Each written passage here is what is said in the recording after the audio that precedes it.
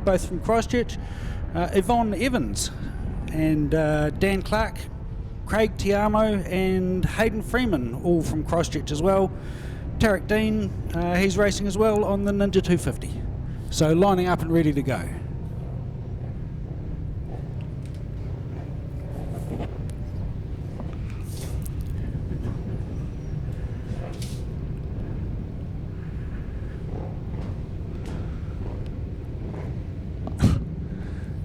It's a little bit frustrating when we've got bikes sitting in front of me with numbers on and I've got no details on that number or that bike. So but, I can't help but mention bike number 78 sitting out there, and I think that's Caleb Gilmore from Christchurch. It's an R3 Yamaha.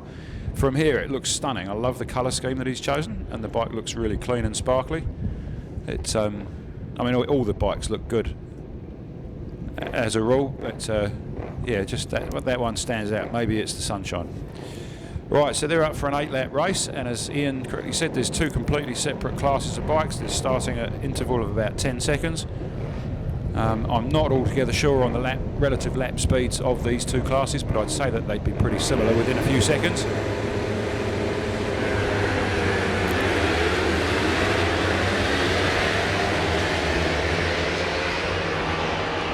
It looks like Caleb Gilmore and Dennis Charlotte both got a good start. So yeah, good start. P1 and P2. Good start from Brent Cotton from the 4th row of the grid into about 4th. So here's the 250s away now. Everyone away nice and cleanly. And the reason for the staggered start is the 300s are a wee bit faster than the 250s, so it gives everyone a chance to race without getting tangled up with the slower bikes.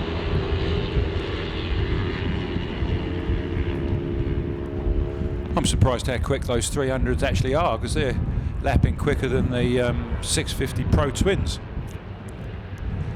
Well, that's interesting, Phil. I hadn't looked at the Pro Twin lap times yet today. I will say though that some of these 300s are actually heading up into 400 odd cc's with the Ninja 400 and the KTM 390 as well, both being eligible for the class. What is the cc limit on the 300? So I believe that there's a formula that they work out for to allow the 400cc bike in, and it's to do with weight versus power. So I believe that the 400s carry a weight penalty. Okay, so power to weight ratio. So you've got so many kilos versus so many horsepower. That's correct. Yeah. Up to a certain cc up to a certain capacity limit, and I believe that the limit has been extended to 400 cc's to allow for the modern generation of 390s as an example. The KTM 390 is a good example. Right, so coming round to take the flag on lap 1, end of lap 1. Caleb Gilmore, Dennis Charlotte in second place, Kevin and then Josh Goddard in 4th and 5th, Sam Guthrie in 6th. So a great start by Caleb Gilmore. Dennis Charlotte breathing all over him. He's only less than a second ahead, but yeah, they're pulling out a lot on the 3rd, 4th and 5th place people. Absolutely. Dennis Charlotte having a go around the outside on the hairpin. It's always a very difficult move to make around the outside of that hairpin. It's so slow round through there. Around the outside it makes the corner ridiculously long. Yeah, the best you can hope for is to get a bit of a cutback as the guy runs wide on the exit in front of you. You feel like you've stopped and you could get off. It's really weird. Your brain doesn't react to slowing down as quickly as the bike does. Very true. And I've seen more than a handful of good racers come to grief at that hairpin as they go in hot and then can't stop, and all of a sudden they overshot the corner and then grass. Yeah, there's actually not a lot of runoff there. No, there isn't. I've done it myself.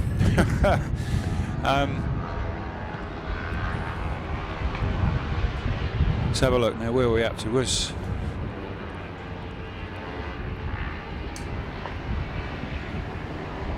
So leaders just coming through onto the main straight now. So it looks like Caleb has pulled out a little bit on Dennis Charlotte, not by much, but a little bit. Yep, it's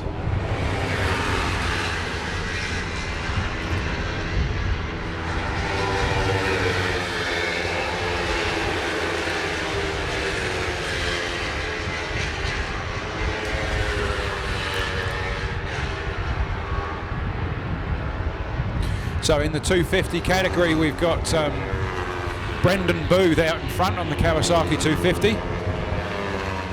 So he's leading his class.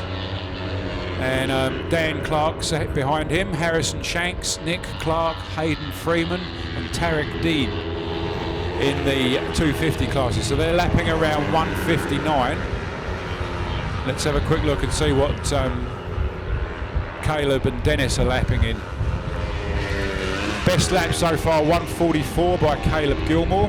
He's currently lapping around 144.5, so he's just set fastest lap of the race. So they're running around 5 seconds quicker than the 250s, which will explain the difference. Once they're out on track, with a bit of luck over an 8-lap race, there won't be anybody getting lapped, so they're only 5 seconds a lap ahead. So one of the things I enjoy about this class is there's a huge variety of rider skill, rider ability and rider age involved in this class. We're looking at young guys, the likes of Jesse Stroud, Sam Guthrie and the likes. Really teenagers. How old is Jesse? Oh, you put me on the spot now, Phil. I'm going to say maybe 15, 16, 16 I think. Yeah. 16, 17 at the most. And then we look to the other end of the spectrum and we've got guys the likes of Dennis Charlotte, former multiple New Zealand champion, and Lance Double as well, riding the 200. Both guys well into their 50s now. So it's a class that can be enjoyed by anyone really, and it's very affordable racing. Yeah, that's part of the appeal, is that there are limits on what you can do to the bikes, and with the exception of suspension changes and tyres, I'm pretty sure that that's it. You run a standard ECU, you run standard everything else, and it becomes an affordable class, but it's no less fun for that. Absolutely, and because the bikes are reasonably comparable in power, the racing's very close right the way through the field. There's someone to race with. Yeah, and it's, as I said to you about the 150s a bit earlier, the racecraft that you learn in this size of bike is what you take on to the bigger categories, because you might not be going as quick, but the battle is all about corner speed. You brake the least, get round the corner as fast as you can and keep out everybody's way, and those are the skills you develop. But if you get it wrong on one of these bikes, you don't bounce as far and it doesn't cost as much to repair, so it's a win-win. Absolutely, you're right there, Phil. But if you look at anywhere on the track at the moment, I can see a couple of groups of 4, groups of 2s. Exactly. Riders out there riding in close formation and learning skills that involve, being safe around other riders and considering other riders' safety while still trying to maintain your own best lap times. And it's a good way to learn.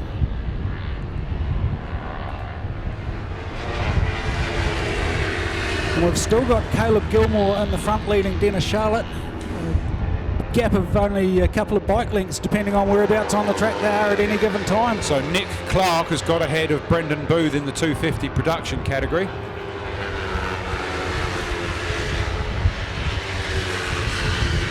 So I'll just give you some lap times in a second.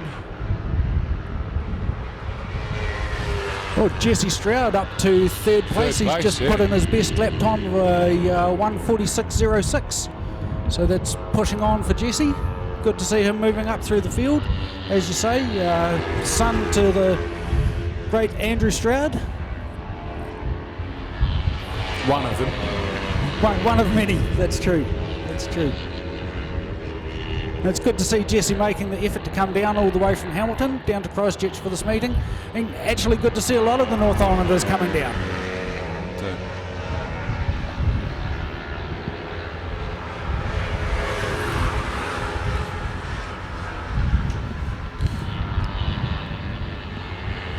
So we've got Nick Clark, Dan Clark and then Brendan Booth in the 250 production. 4 laps to go. The wind is starting to pick up a little bit. That'll start throwing these little bikes around.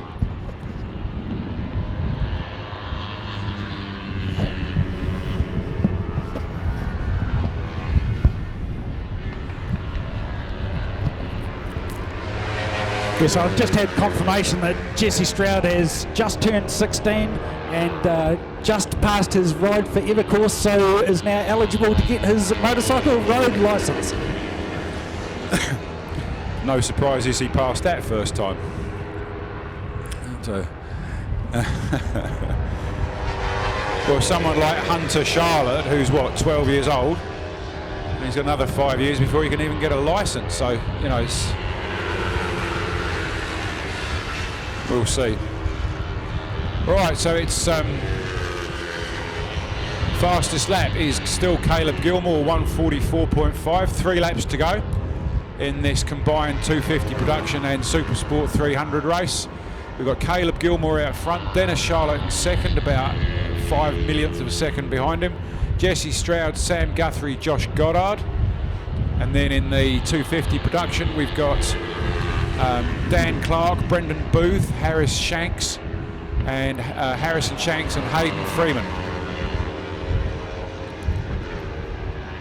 So as Ian said earlier, around about a 5-second gap between the two classes, and we're still getting, even at this point in the race, we're still getting tight little groups of 2, 3 and 4 riders, and everybody's having a bit of fun. I'll tell you, there's a ding-dong battle going on for 4th, 5th and 6th place between that little 4th, group 5th there. and 6th, hold on, I'll tell you in a sec.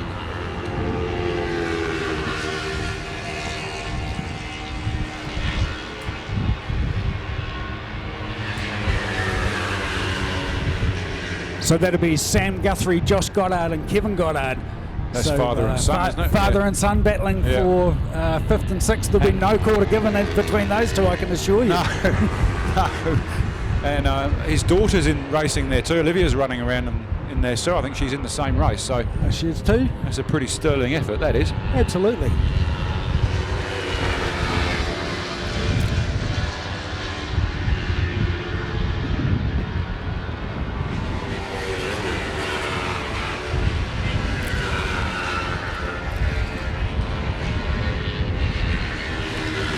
So we plugged for Sam Guthrie's sponsor. He's sponsored by a product called Get Off My Bike.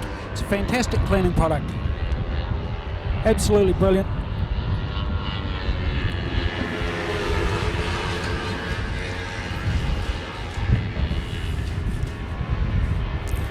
So 2 laps to go.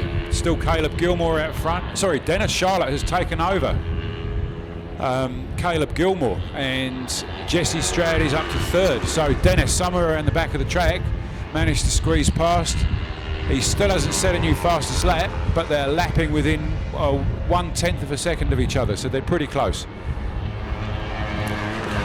But you can never underestimate Dennis Charlotte. He's been doing this longer than most of these youngsters have been alive, and knows every trick, knows everything he has to do to get the maximum speed out of those little bikes. And then he gets on a 600 or 1,000 and goes and does exactly the same thing. So a heap of experience and talent. And we're into the last lap now, Phil. Yeah, white flag's out. Let's go. Brendy's got the white flag out. Everybody knows.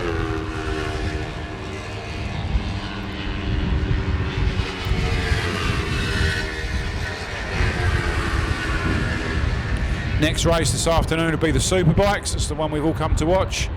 The 1000cc machines. And the fastest bikes you'll see here today. So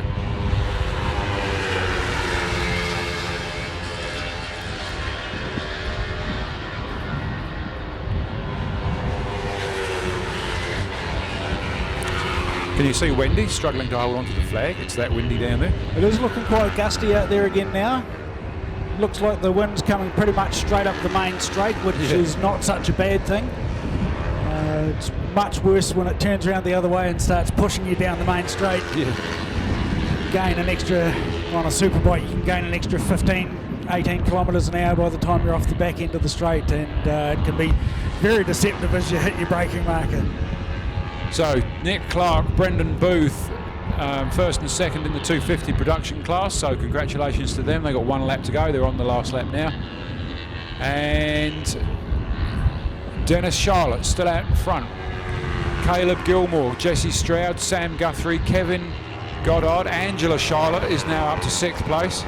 Isaac Wadron in 7th. So we've got husband and wife in 1st and 6th, father and son in 4th and 5th. Great racing. It's Great a family. Something's come off in a big way. And he's up. He's sitting up. He's looking. Right, the race has actually ended. The checkered flag is out, and a rider is down. He's crawling. He's He or she. He or she.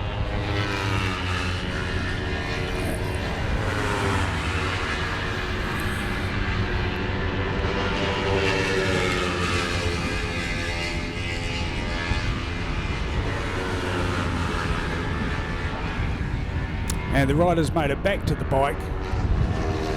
That was a quite a spectacular tumble. That's quite a fast little flick through that right-hander there. Well, the bike did a full 360-degree 1.5 rolls before it hit the ground. It was about 15 feet up in the air. Absolutely, and the rider is up and walking, everyone, so that's a really good sign. Making the way over to pick up the bits of the bike. I hate doing that.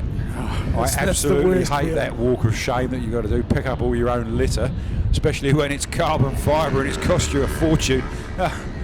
It is not a good place to be. He's just ruined his weekend. Absolutely. But on the positive side, up and moving, and generally looking, I'd say, pretty much uninjured. I'm sure there's a few bumps and bruises, maybe a bit of asphalt burn through the leathers, but I don't think he high-sided with the bike, did he? No. He low-sided and the bike high-sided. Looked like he came off the low side and the bike dug in and pirouetted in mid-air. But, you know, a testament to the quality of the apparel that the guys are wearing. Absolutely. All wearing good quality leather gear. And, yep. You know, level 2 back protectors and chest protectors, you know, quality helmets and gloves and boots. They all work well to prevent injuries. Yeah. No, speaking of somebody who's been down the track on my back, and it wore through my leathers and halfway through my back protector, and all I got was bruises in the exact shape of the back protector, which was fantastic. So, yeah, but, I had rivet marks down my back, stitch here. We'll find out who that rider is very shortly, but they appear to be up and running. They're trying to move their bike, but I wouldn't bother, mate. I'd just wait. I'm just wondering quietly to myself, Phil, that wind's come up again quite hard. It has, whether it blew him off. Through that right-hander, it does have the tendency to help tuck the front end if you're unsuspecting through there. Because it's blowing you down as you're leaning to the right. It's actually blowing you further down. Yeah, so it could be something for the guys to watch out for, the guys and girls to watch out for down through there. Can anyone explain why there's something else? Oh, there's something else going on the hairpin. There's another two or three bikes there. I missed that one completely, but that must have happened on the last lap. Probably one drove into the other, outbraked themselves into the hairpin. So a common place for coming together is the hairpin on the last lap. It's a place where people think it's worth making the attempt to make the pass. It is a very opportune place to pass. Okay, do we only have the one rescue vehicle? That wind is picking up, Ian. That wind is something fierce. Yeah. Good day for flying a kite.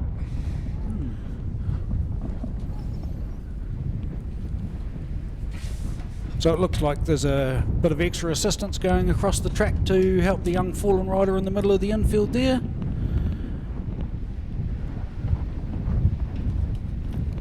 We'll try and find out a bit more information for you, ladies and gentlemen, as soon as we get it.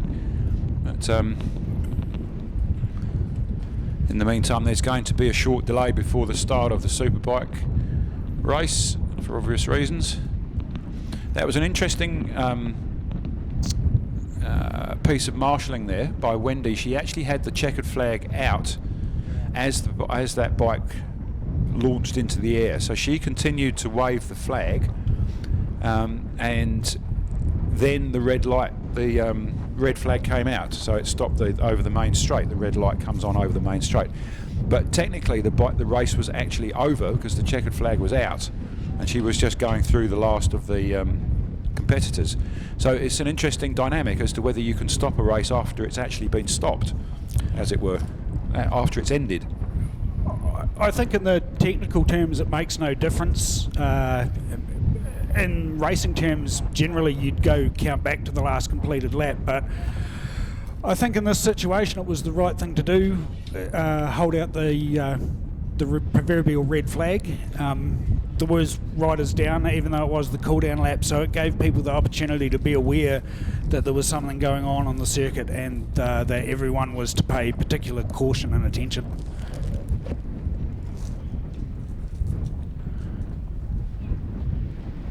I wonder if that's Olivia Goddard. You've got the sheet, number 5. Number 5.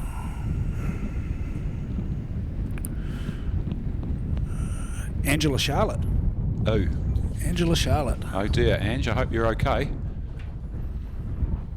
It's, I would have to say, a rare day to see Angela make a mistake. It's a rare day indeed to see any of the Charlotte family. There's young Hunter just checking on Mum, making sure that all is good.